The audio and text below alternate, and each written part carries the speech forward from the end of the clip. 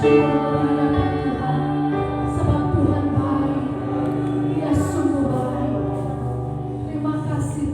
ya.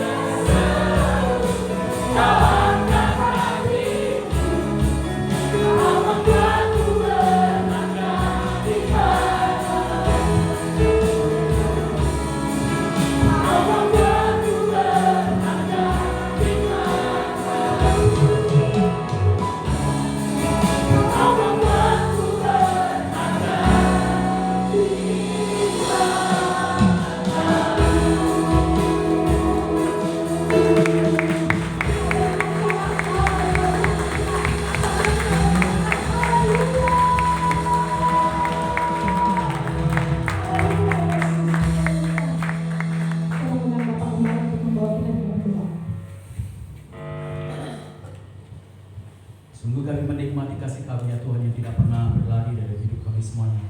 Di saat-saat kami mengalami kegagalan, di saat-saat kami tidak bisa menyesuaikan, berkenan kepada Tuhan, tapi anugerah-Mu terus menyelimuti kami semuanya. Dan itu yang membuat kami kagum terpesona, karena anugerah-Mu yang memampukan kami berdiri tegak. Dan oleh anugerah-Mu itu juga Tuhan, Engkau membenarkan kami, Engkau menuduskan kami semuanya.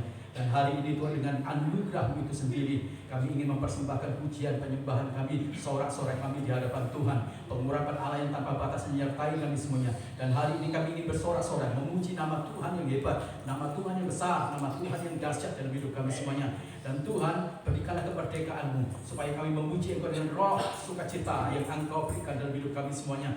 Dan kami siap, Tuhan, untuk memuliakan nama Engkau, bersorak-sorai demi nama Engkau sendiri. Dan kami menyerahkan ibadah ini jadi di dalam nama Allah Bapa, Allah Anak, dan Allah Roh Kudus. Kami siap memuliakan nama-Mu yang besar itu. Haleluya. Amin. Haleluya. Shalom.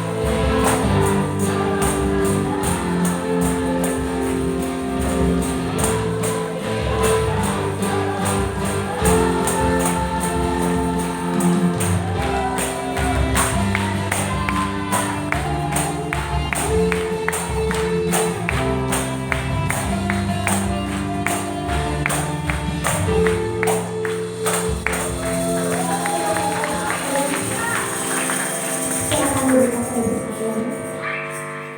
Mari kita mempersiapkan hati kita. Kita mau terima kebenaran firman Tuhan pada saat siang hari ini. Mari kita siapkan hati kita. Biar firman ini boleh menjadi satu kekuatan yang baru untuk kita. Terima kasih Tuhan. Terima kasih Yesus.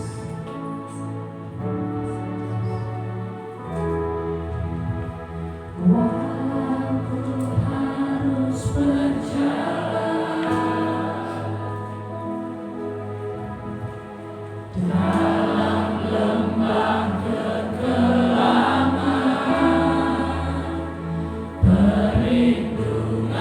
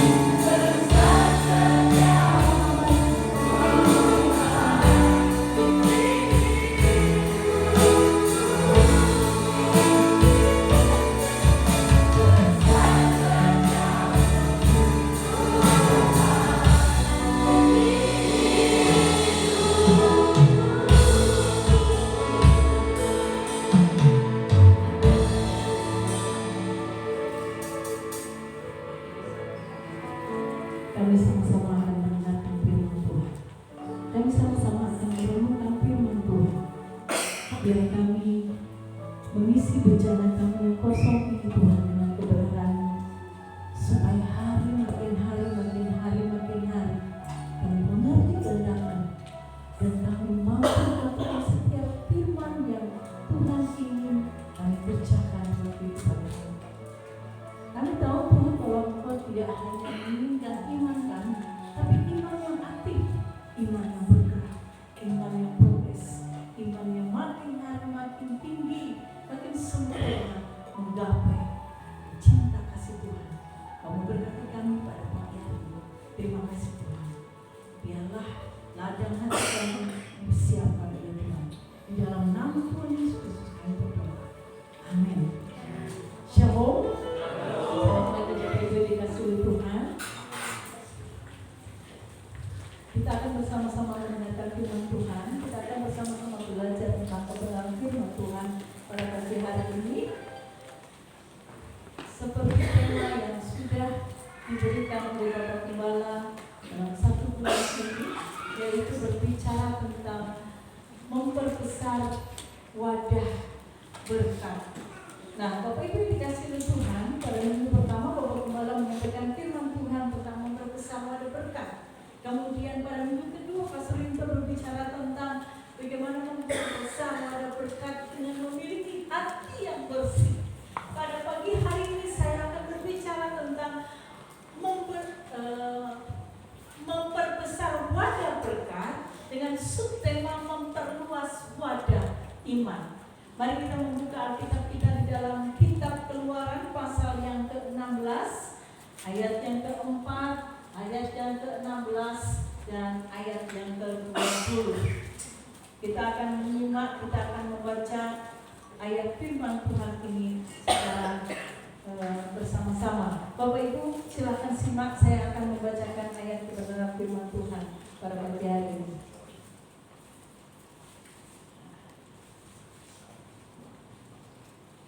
Baik, Keluaran pasal 16 ayat yang ke-4. Lalu berfirmanlah Tuhan kepada Musa, sesungguhnya aku akan menurunkan dari langit hujan roti bagimu, maka bangsa itu akan keluar dan memungut tiap-tiap hari sebanyak yang perlu untuk sehari, supaya mereka coba apakah mereka hidup menurut hukumku. Ayat yang ke-16. Beginilah perintah Tuhan, pungutlah itu tiap-tiap orang menurut keperluannya, masing-masing kamu boleh mengambil untuk seisi kemahnya, segomer seorang menurut jumlah jiwa. Kemudian nanti yang ke-20. Tetapi ada yang tidak mendengarkan Musa dan meninggalkan daripadanya sampai pagi, lalu berulat dan berbau busuk. Maka Musa menjadi marah kepada mereka. Bapak Ibu yang dikasihi oleh Tuhan Yesus Kristus, hari ini saya berbicara tentang memperluas wadah iman. Bapak Ibu yang dikasihi oleh Tuhan, perjalanan hidup seringkali membawa kita kepada gurun, masa-masa yang kering, penuh dengan ketidakpastian dan tantangan yang menguji iman. Seberapa sering Tuhan memelihara hidup kita di masa-masa yang kering? Ada anak yang sakit, ada usaha yang lesu, ada beras di dapur gak ada yang diusir dari kontrakan, ada yang difitnah, ada yang dibenci, ada yang mengalami diskriminasi, baik di sekolah, baik di lingkungan, baik di pekerjaan, ada yang mengalami tekanan-tekanan hidup, dan seringkali kita merasa bahwa kita tidak mampu, tetapi Allah menolong kita, memberikan kemampuan kepada kita, dan memelihara, memberikan jalan keluar dalam kehidupan kita. Seberapa sering? Ada yang Anda tamat? Kemarin saya bawa firman Tuhan di kawin. Setiap saya membagikan firman Tuhan, ada seorang ibu mengatakan, saya mengalami. Dulu saya begini. Saya lanjutkan firman Tuhan lagi. Kemudian dia angkat tangan lagi. Saya mengalami.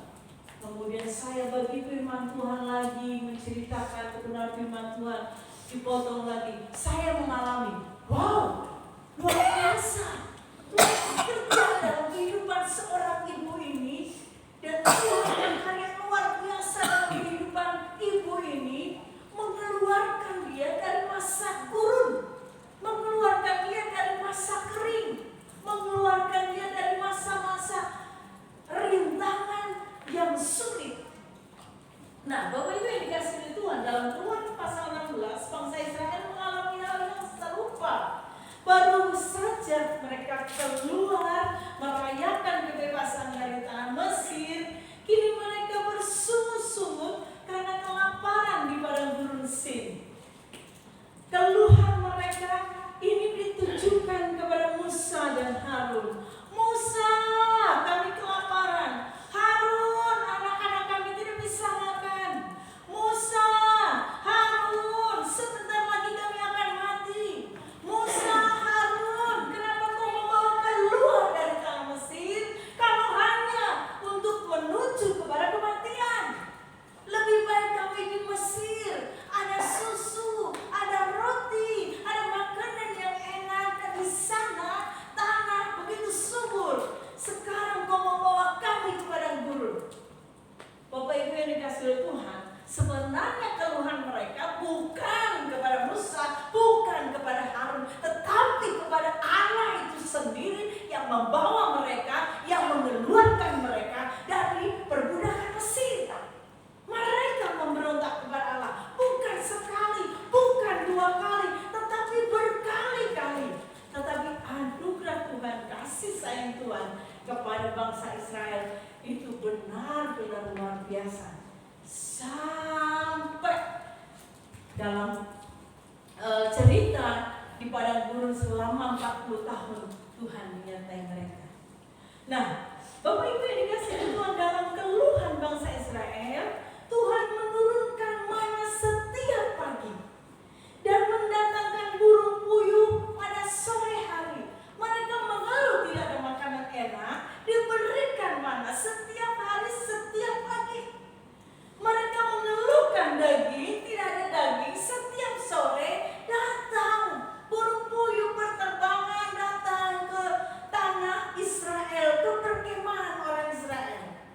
Nah, Bapak Ibu, namun pemberian ini disertai dengan aturan main yang menarik. Pemberian ini disertai dengan aturan main yang unik, ya. Berkat Tuhan ini disertai dengan aturan yang spesifik, yang khusus.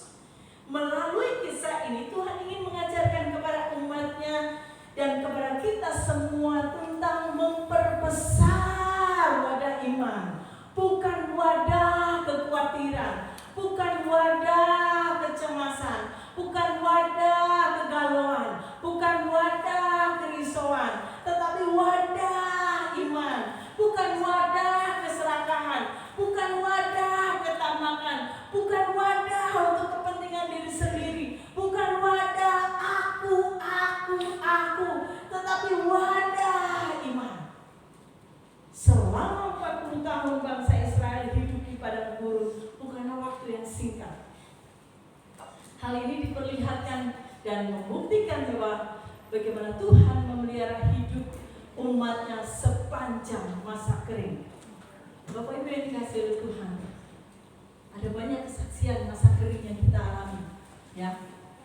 Saudara bisa bagikan kepada banyak orang masa-masa kering yang kita alami, sehingga orang lain dikuatkan, sehingga orang lain takjub, sehingga orang lain kagum kepada Tuhan, saudara. Nah, Bapak Ibu yang dikasihi oleh Tuhan, bangsa Israel hidup bukan karena wadah kerja keras. Bangsa Israel hidup bukan karena mereka di lahan yang subur. Mereka hidup bukan di wadah jerih payah mereka sendiri. Mereka hidup bukan di wadah ladang, lahan, media yang produktif. Mereka hidup, ya, bukan dari wadah kerja banting tulang mereka atau wadah lingkungan yang mendukung. Oh, usahamu kok laris ya? Iya, soalnya ini dekat parapatan, banyak ojek, banyak orang cari angkot, jadi sangat strategis. Bukan, mereka tidak di tempat yang baik-baik saja. Mereka bukan di tempat yang strategis. Mereka bukan di ladang yang subur, tetapi mereka di tempat yang kering. Saudara, sumber berkat bangsa Israel bukan tanah, bukan lingkungan, bukan tempat yang strategis, bukan tempat yang subur, tetapi sumber berkat orang Israel adalah Allah itu sendiri. Jadi Bapak Ibu yang dikasihi oleh Tuhan, sumber berkat orang percaya itu bukan kerja kerasmu, bukan posisimu, bukan banyaknya asetmu, bukan karena engkau menduduki posisi penting, bukan karena engkau bos, tetapi karena semua itu adalah anugerah Allah, sumber Allah itu sendiri. Nah, Bapak Ibu yang dikasihi oleh Tuhan Yesus Kristus, berkat mana ini diterima bangsa Israel dengan iman. Saat bangsa Israel mengikuti instruksi Tuhan dengan iman, maka mereka menikmati mana, menikmati buruh puyuh selama 40 tahun. Bapak Ibu yang dikasihi oleh Tuhan.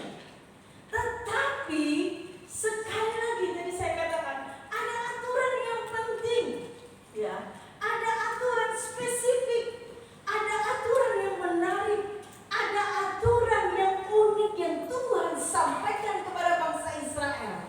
Namun ada satu pesan penting yang disampaikan kepada mereka. Ayat yang keempat dikatakan apa?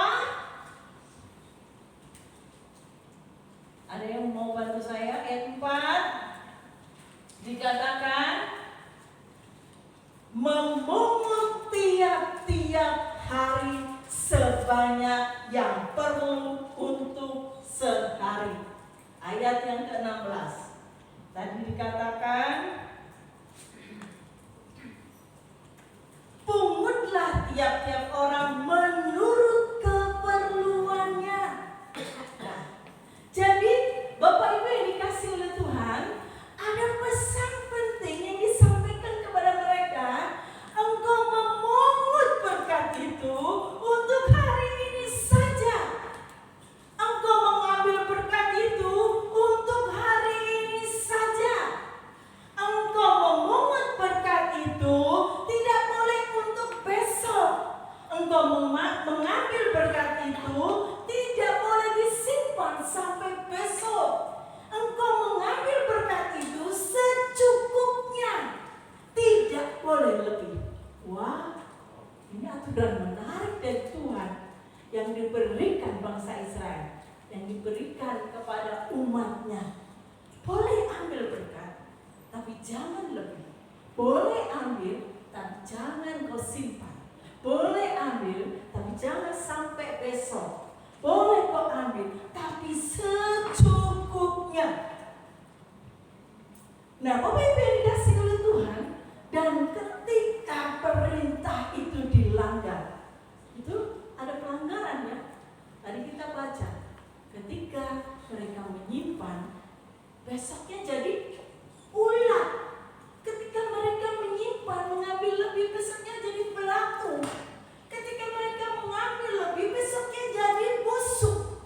Ya, tidak hanya di ayat atas saja mereka melanggar firman Tuhan, bahkan di bagian ayat terakhir, ketika Tuhan mengatakan hanya hari ke-6 engkau boleh mengambil untuk keperluanmu esok hari.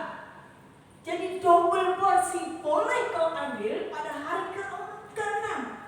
Tetapi banyak bangsa Israel yang nakal. Pada hari ke-7, itu adalah hari Sabat, mereka tidak boleh bekerja. Ternyata ada banyak bangsa Israel yang mau memungut mana dan tidak didapati mana pada hari itu. Mana? Oh, saya ngambil tapi nggak dapat kok, saya nggak dapat apa-apa. Tapi di situ sudah terlihat melihat ketidaktaatan dari seorang dari umat Tuhan, yaitu bangsa Israel, sekalipun tidak mendapatkan apa-apa. Nah, Bapak Ibu yang dikasihi oleh Tuhan, mana itu berubah menjadi pelatung, mana itu berubah jadi ulat, mana itu berubah jadi busuk, mana itu nggak bermanfaat, nggak bisa dimakan, rusak, ya, mana itu bau, ya, mana itu akhirnya hanya bisa dibuang. Mengapa mana menjadi busuk? Bukankah dikatakan di bagian ayat-ayat di atas bahwa ini adalah roti dari surga? Kenapa roti surga busuk? Kenapa roti surga bisa basi? Kenapa roti dari surga itu bisa belatung? Kenapa roti dari surga ini bisa ada ulat? Wah, berarti kualitas roti yang dari surga itu tidak baik. Kalau roti dari surga itu adalah roti yang terbaik yang ada di muka bumi. Nah, Bapak Ibu yang dikasihi oleh Tuhan, jadi roti mana ini adalah roti yang diberikan Tuhan dengan kualitas tinggi. Roti dari surga, roti yang berkualitas tiada bandingnya. Ibu-ibu yang suka bikin roti, pilih tepung yang bagaimana? Saya suka, tapi tidak terlalu suka, maksudnya tidak sering. Ya, saya hanya sekedar tahu membuat roti, tetapi bukan kegemaran, bukan hobi untuk membuat roti. Jadi tepungnya bagaimana yang dipilih? Ya, tepung yang proteinnya tinggi, ya, tepung yang sehat, tepung apa lagi? Ya, tepung yang kualitasnya baik. Kalau bisa kemasan, jangan yang murahan, jangan yang eceran, yang di kilo. Lebih baik yang murah, lebih baik yang berkualitas tinggi dan tidak kalau kiloan takutnya ada semut lah, ada tikus lah, ada kecoa lah dan lain sebagainya. Nah, Bapak Ibu, mana ini adalah roti dari bahan tepung yang memiliki protein dan gluten yang tinggi. Rasanya seperti madu, dikatakan rasanya itu seperti madu. Pasti enak banget itu ya. Pasti luar biasa itu enaknya, apalagi pada saat pertama orang Israel makan, pasti begitu maknyus gitu. Nah, Bapak Ibu, roti yang terbaik dari yang terbaik, roti yang the best dari antara yang the best. Jadi ini roti gak ada duanya di negeri, di dunia ini. Wah, itu luar biasa. Bangsa Israel memiliki anugerah, punya anugerah, menikmati berkat Allah yang tidak dinikmati oleh orang lain, yaitu menikmati mana yang dari surga, yang dari Tuhan. Lalu mengapa menjadi busuk? Ya, bukan kualitas rotinya yang buruk, tetapi kualitas iman bangsa Israel yang buruk. Bukan kualitas rotinya yang rendah, tepungnya yang rendah, tapi kualitas iman bangsa Israel yang rendah. Bukan kualitas rotinya yang pasaran, tetapi kualitas iman bangsa Israel yang pasaran. Jadi mari kita melihat, kita mempelajari tentang wadah iman dari perikop ini. Kenapa ini rotinya bisa menjadi busuk? Ya, mari kita akan melihat, Bapak Ibu yang dikasihi oleh Tuhan. Ya, sebelum bagian yang pertama, mana busuk bukan karena kualitasnya yang buruk, tetapi karena wadah hati, wadah iman, dan daya penyalur berkat tidak siap menerima pola Tuhan. Tadi yang seperti saya katakan, ada aturan yang unik, ada perintah yang menarik, ada ada hal yang harus dijalani oleh bangsa Israel yang khusus, yang spesifik aturan. Itu pola yang diberikan Tuhan bagi bangsa Israel, ya, supaya mereka ini mengalami berkat Tuhan, dan mereka ternyata nggak siap. Ya. Nah, bagian yang pertama Bapak Ibu yang dikasihi oleh Tuhan. Yang pertama, kenapa itu jadi busuk? Yang pertama, melanggar prinsip ketergantungan harian kepada Tuhan. Bapak Ibu yang dikasihi oleh Tuhan Yesus Kristus, di ayat 4, di ayat yang ke-16 dikatakan mereka memungut mana tiap hari. Mereka akan mengambil berkat mana setiap hari. Tuhan tidak memberikan persediaan kepada bangsa Israel makan untuk 1 bulan. Tuhan tidak memberikan persediaan makanan untuk bangsa Israel untuk 1 tahun, tetapi hanya 1 hari. Kalau kelewat waktunya, roti itu jadi basi, roti itu jadi busuk, roti itu belatungan, roti itu berulat, roti itu rusak, roti itu tidak bisa dimakan. Lah, kenapa begitu? Kenapa Tuhan begitu? Ya, jadi Tuhan memberi mereka roti secukupnya untuk 1 hari. Hal ini mengajarkan kepada kita semua tentang ketergantungan kepada Tuhan. Tuhan menghendaki kita datang setiap hari. Tuhan menghendaki kita untuk meminta berkat setiap hari. Tuhan menginginkan kita untuk mengucap syukur setiap hari. Tuhan menginginkan kita untuk bersekutu dengan Dia setiap hari. Tuhan menginginkan kita untuk meminta kesehatan setiap hari. Tuhan menginginkan kita berdoa untuk anak cucu kita sampai cicit kita jadi buyut setiap hari, bukan setiap bulan, bukan setiap tahun, tapi ada hubungan pertalian setiap hari. Jadi Bapak Ibu yang suka 1 tahun sekali ke gereja karena Natal, kalau ada dua kali setahun karena Paskah dan Natal, wah,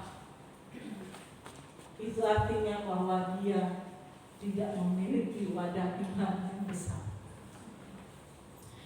Bapak Ibu yang dikasihi Tuhan, saya sama Pak Gem itu suka kangen sama anak.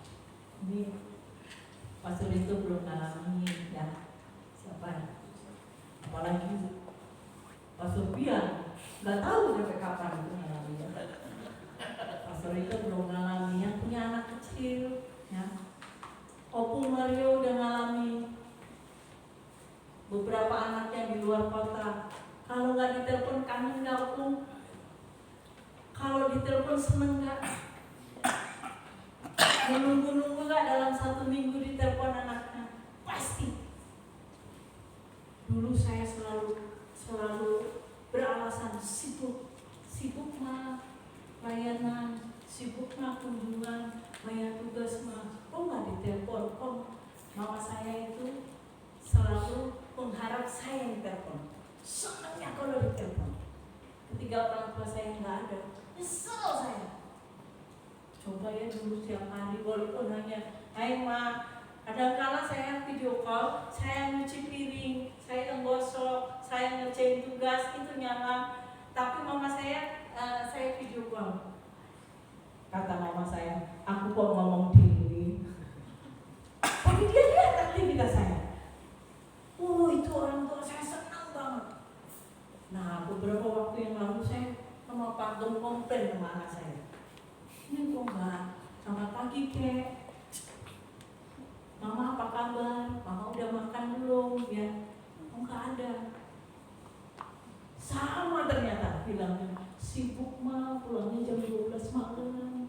Sibuk mah jam 3 pagi udah harus bangun, ngerjain tugas, banyak praktikum dan lain sebagainya.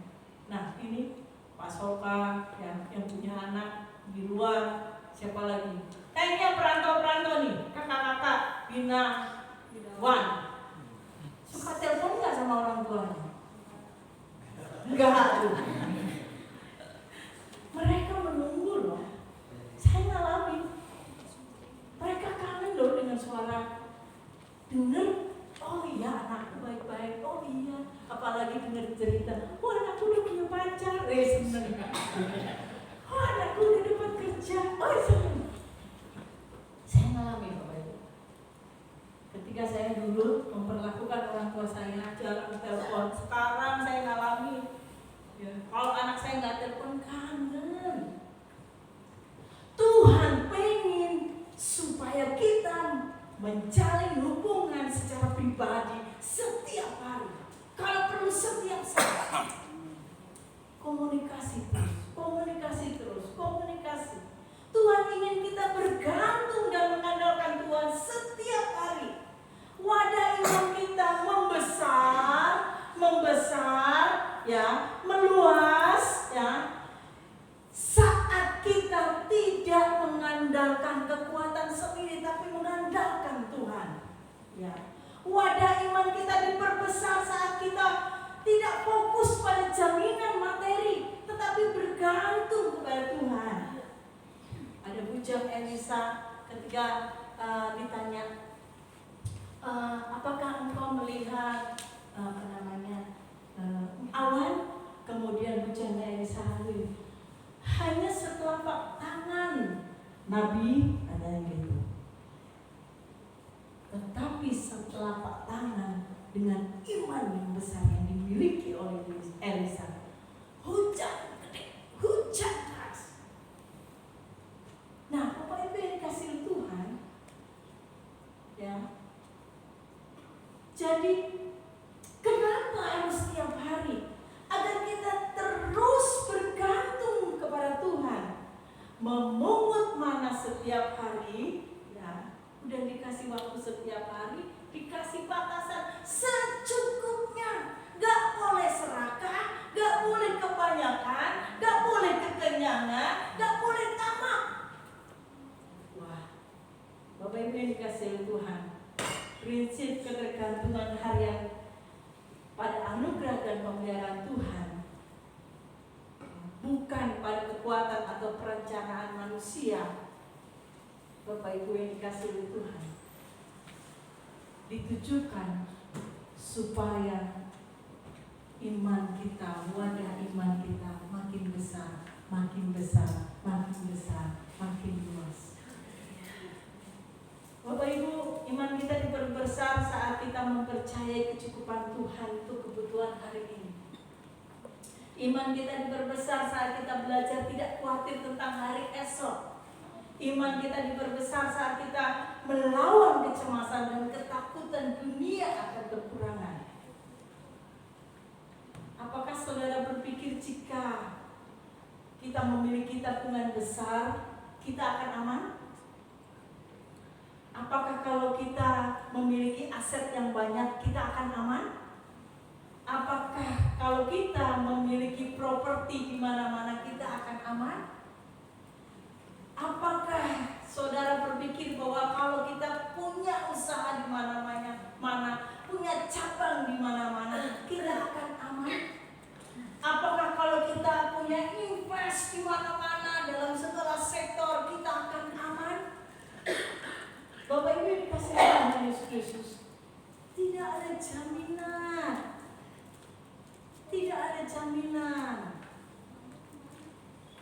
Ingat kisah Ayub, kaya, istri cantik, anak banyak, cakep-cakep, ternak banyak, ladang tanah luas.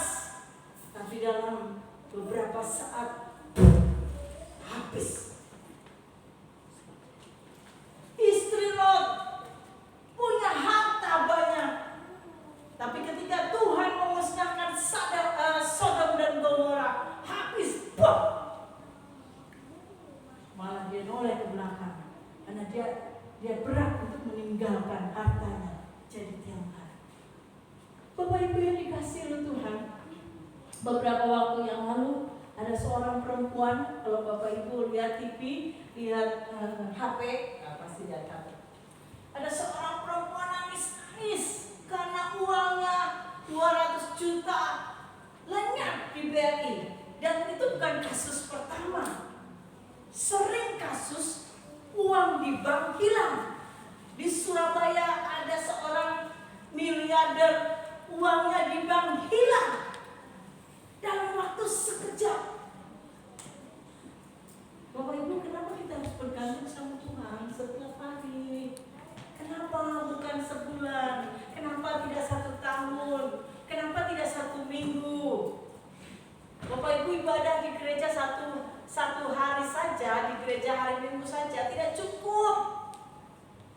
Bapak Ibu harus memiliki tanggung jawab secara agama, secara moral, secara intimatif dengan Tuhan. Setiap hari bangun hubungan kepada Tuhan, setiap hari. Seberapa sering Bapak Ibu yang dikasihi Tuhan kita menyerahkan hidup kita kepada Tuhan? Setiap hari, setiap, kalau ingat aja, setiap minggu, setiap bulan, setiap tahun. Aduh, pegel, gak sempat bangun tidur, langsung ngurusin anak, suami minta dilayani, bikin kopi. Aduh, Google, saya udah janji sama bos saya, kalau pagi-pagi bangun, ya langsung buru-buru kerja dan sebagainya. Gak bisa pagi ya siang, gak bisa siang yang malam. Kalau bisa hubungan pribadi kita dengan Tuhan setiap hari kita jalin pada saat waktu di mana kita memiliki kerinduan kepada Tuhan. Jadi Bapak Ibu yang dikasihi oleh Tuhan Yesus Kristus, ya, kenapa jadi pelatung? Ya, kenapa jadi pelatung? Karena ini melanggar prinsip ketergantungan setiap hari kita kepada Tuhan. Mereka melanggar aturannya Tuhan. Mari Bapak Ibu, saya mengajak kita semua untuk setor muka, setor ini, jalin hubungan dengan Tuhan setiap hari. Bapak Ibu,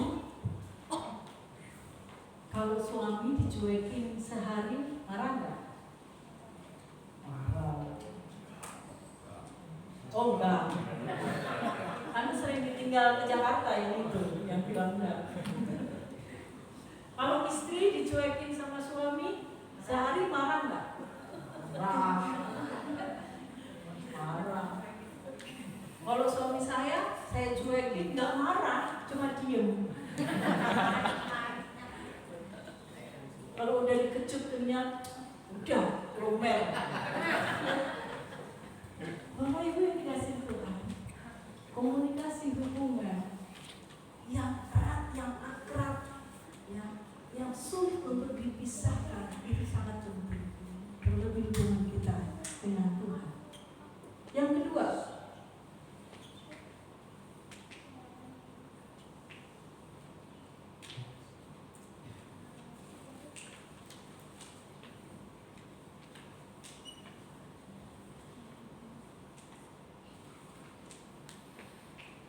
Yang kedua, memperbesar takut dan bukan iman. Keluaran pasal yang ke-16 ayat yang ke-20. Ya, memang ayatnya yang saya bagikan 3 ayat itu ya, yang disebutkan. Tetapi ada yang tidak mendengarkan Musa dan meninggalkan daripadanya sampai pagi, lalu berulat dan berbau busuk. Maka Musa menjadi marah kepada mereka. Yang kedua, memperbesar takut dan bukan iman. Keluaran pasal 16 ayat 20, tetapi ketika mereka menyimpan makanan itu sampai pagi, menjadi ulat dan berbau busuk. Umat Israel menyimpan, umat Israel menimbun mana karena takut esok hari tidak ada mana lagi.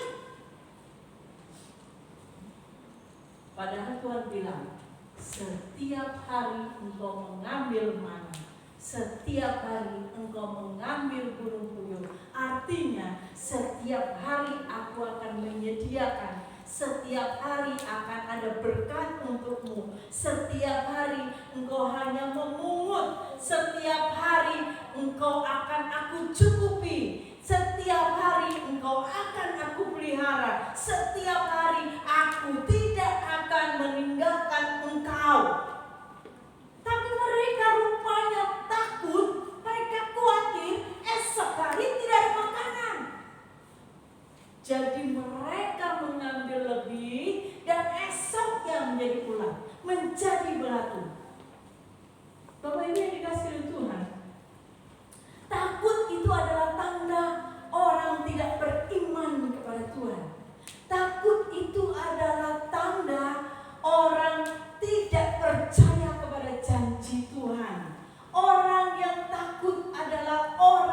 yang tidak percaya pada kemampuan Tuhan memelihara dan mencukupi kita. Bapak Ibu yang dikasihi Tuhan, saya beberapa waktu yang lalu saya tidak cerita sama kamu. Saya nggak bisa tidur. Wah, ini otak saya banyak isinya. Ibu-ibu yang otaknya banyak isinya, kalau nggak ada otak ya berarti di rumah sakit jiwa. Ini bayaran anak sekolah, ini kontrakan, ini listrik, ya, ini tetangga yang suka julid, ya, ini iuran SPP, ya, ini suami yang nggak pernah ngasih resiko, banyak ruwet. Bapak Ibu, beberapa waktu lalu ada sesuatu yang mengganggu pikiran saya nggak bisa tidur, dan saya nggak cerita sama suami saya. Waduh, sampai suatu hari Tuhan saya bertobat. Saya nyusahin diri sendiri saja, jadi saya nggak bisa tidur. Bukankah Engkau menjamin hidup saya kesusahan sehari, cukup sehari? Hari ini aku memikirkan Kau, besok aku juga tetap memikirkan Engkau.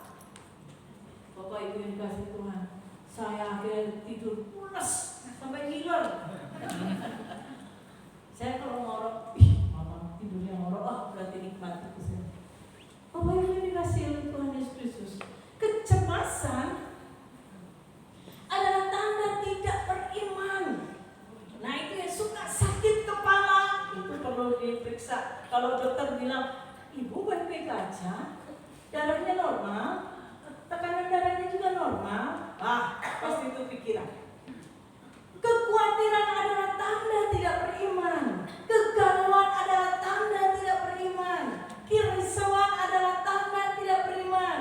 Matius pasal 6 ayat 34 mengatakan, janganlah kamu khawatir akan hari esok, karena hari esok mempunyai kesusahannya sendiri. Bergantung kepada harta benda yang kita miliki, itu adalah tanda tidak beriman dan hal berdosa, karena kita telah menomorduakan Tuhan dalam kehidupan kita. Karena firman Tuhan berkata, di mana hartamu berada, di situ hatimu berada. Jadi hati kita terikat kepada benda dan bukan kepada Tuhan. Bapak Ibu, harta benda itu berdosa enggak? Enggak sebenarnya. Yang bikin berdosa apa? Orangnya, cara memperlakukannya. Suatu hari ada seorang pertapa tua, ya. Dia bukan hanya tua tetapi berhikmat. Suatu hari dia hendak bertapa, masuk ke dalam gua. Dan pada saat dia masuk ke dalam gua, dia kaget. Ternyata di dalam gua itu banyak harta benda, berlian, emas, dan lain sebagainya. Wah, lalu dia berusaha untuk menyingsingkan sarung kain, lalu dia lari ke mana, lari dia menjauh. Nah, di dalam perjalanan dia ketemu tiga orang pemuda. Tiga orang pemuda ini bertanya, maaf pertapa, ada apa pertapa lari-lari? Di sana ada setan, di sana ada setan. Wah, di mana ada setan? Di gua itu ada setan. Wah, karena penasaran tiga pemuda ini bilang, coba tunjukkan pada kami di mana setannya. Lalu datanglah, masuklah ke dalam gua. Wow, goblok banget ini pertapa. Bodoh dia. Ini bukan setan, ini harta kekayaan. Lalu pertapa itu setelah dia menunjukkan, dia pergi. Dan tiga orang ini senang banget. Wah, kita kaya, ini banyak harta, kita bisa hidup berapa keturunan. Nah, Bapak Ibu yang dikasihi Tuhan, kemudian tidak mungkin mereka menungguin gua itu tanpa makan. Akhirnya salah satu dari mereka pergi untuk membeli makanan untuk mereka sambil hidup di dalam gua itu, dan yang kedua menunggu harta benda yang ada di gua itu. Nah, Bapak Ibu yang dikasihi Tuhan, kemudian ternyata ketika orang Ibu. Saya baru 1 kurang 10 menit. Ketika orang itu memberi makanan Bapak Ibu, terlintas dalam otaknya, wah, kalau itu punya saya semuanya, saya akan jadi kaya. Maka saya akan memberikan racun di makanan itu supaya kedua teman saya mati. Nah, ternyata di dalam gua itu 2 temannya dia, lebih baik harta ini kita bagi berdua. Gimana? Kita kalau dia datang kita bunuh. Nah, setelah itu harta ini kita bagi. Oke, deal. Bapak Ibu, datanglah orang ini bawa makanan. Tapi ketika nyampe di mulut gua, apa yang terjadi? Cus, mati dia. Wah, senang. Harta ini jadi milik kita berdua. Mereka merayakan dengan makan makanan yang dibawa orang itu. Makanlah mereka. Habis makan, mati semua. Bapak Ibu yang dikasih oleh Tuhan Yesus Kristus, kalau begitu, ya, apakah salah jika kita punya tabungan? Bukan, nggak salah. Ya. Apakah salah kalau kita punya aset? Tidak. Ya. Apakah kita salah kalau kita berinvestasi? Tidak. Yang salah adalah kita kehilangan ketergantungan kita kepada Tuhan. Saya masih punya tabungan, saya masih punya tanah, saya masih punya deposito, saya masih punya ladang, saya masih punya kebun buncis, saya masih punya kol, saya masih punya kedai mie Popo. Jadi saya nggak perlu khawatir lagi. Kenapa? Karena hari esok masih ada yang saya mau. Ini ya membawa dampak mengurangi ketergantungan kita kepada Tuhan. Hartanya tidak salah Bapak Ibu, investasinya tidak salah, kita punya properti tidak salah, punya aset tidak salah Bapak Ibu. Tetapi yang membuat salah adalah kita menimbun, akhirnya kita tidak beriman lagi kepada Tuhan dan tidak ingat Tuhan. Ingat ada orang kaya yang bodoh, Lukas pasal 12 ayat 13 sampai 21, yang membangun gudang dan lahan pertanian gandum. Setelah ia merasa cukup, dia berkata kepada jiwanya, ya, pada jiwa, padamu banyak harta, beristirahatlah dan makanlah, minumlah, bersenang-senanglah. Jadi bersifat egosentris untuk diri sendiri, lupa pada Tuhan. Udah poin-poin. Bapak Ibu yang dikasih Tuhan Yesus Kristus. Waktu saya tinggal 10 menit. Saya lanjutkan. Jadi Bapak Ibu yang dikasih dalam Tuhan, jadi ketakutan menguasai, imannya hilang. Ketakutan menguasai, imannya berkurang. Jadi tidak salah Bapak Ibu kita punya harta, banyak harta, tapi jangan sampai itu menggeser iman kita kepada Tuhan. Sudahkah kita menggantungkan hidup kita kepada Tuhan? Seberapa besar ketakutan yang kita alami hari ini? Ya, kalau engkau takut tua, nanti kalau saya tua sama siapa? Engkau takut aku nggak punya tabungan, engkau takut aku nggak punya pacar, engkau takut belum dapat pekerjaan, engkau takut karena banyak hal, masalah-masalah, tekanan-tekanan. Ayo kita melangkah dengan iman. Bapak Ibu, kemarin saya membawakan firman pada ibu-ibu, betapa kerennya janda di Sarfat ketika diminta Elia untuk membuatkan roti dari segenggam tepung, sedikit minyak dalam buli-buli dan kayu bakar. Dia buang hati, dia